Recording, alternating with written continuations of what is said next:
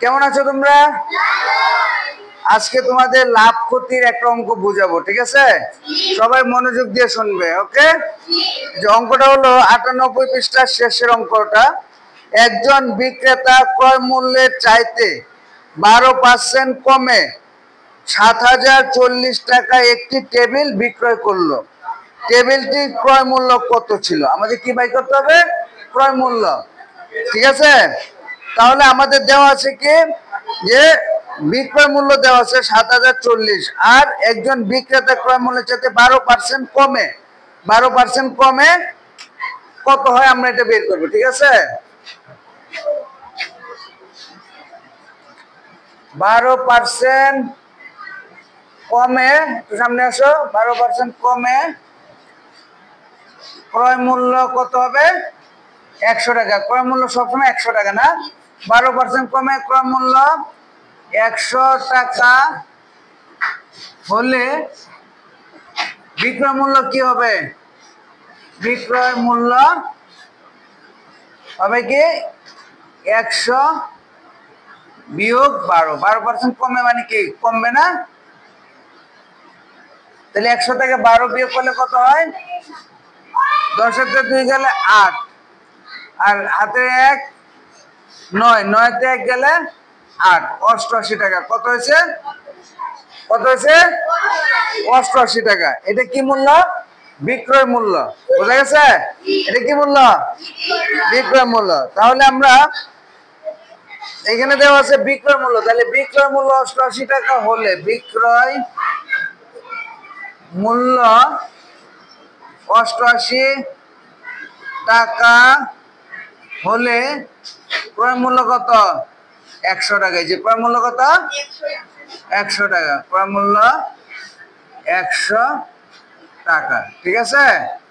তাহলে বিক্রয় মূল্য 1 টাকা হলে ক্রয় মূল্য আরো কম হবে, তার মানে 88 কি হবে? নিচে যাবে, আর 100 উপরে। বুঝা গেছে? আর এখানে বিক্রয় মূল্য কত দেওয়া হচ্ছে? 7040। বিক্রয় মূল্য 7040 টাকা হলে ক্রয় মূল্য, এই যে 88 ভাগের 100 গুণ 7040। তাহলে আমরা এটা কি করবো এখন? কাটাকাটি করব, ঠিক আছে?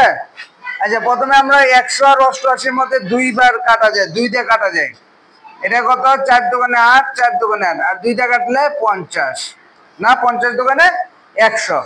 আবার 2 দিয়ে কাটি, 2 দোকানে 4, 2 দোকানে 4, 22, মানে 22 দোকানে 44, আর এটা 2 দিয়ে কাটলে কত?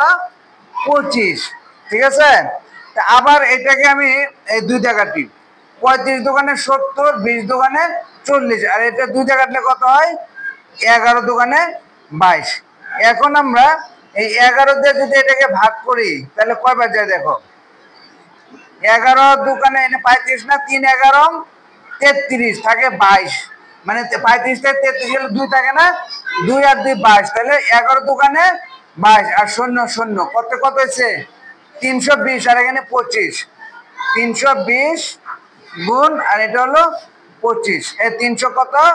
20, 320 আর হচ্ছে 25। তাহলে এটা আমরা গুণ করব, এখন গুণ করলে বের হবে। দেখো এখানে গুণ করি, গুণটার দিকে দেখো, 320 কে 25 দিয়ে গুণ করলাম, 5 0 0, 5 দোকানে 10, হাতের 1, 3 5 15, রেখে 16, 0 2 0 0, 2 দোকানে 4, 3 দোকানে 6, যোগ করি 0 0, 4 10, হাতের 1, 7, 7 থেকে 8, 8000 টাকা।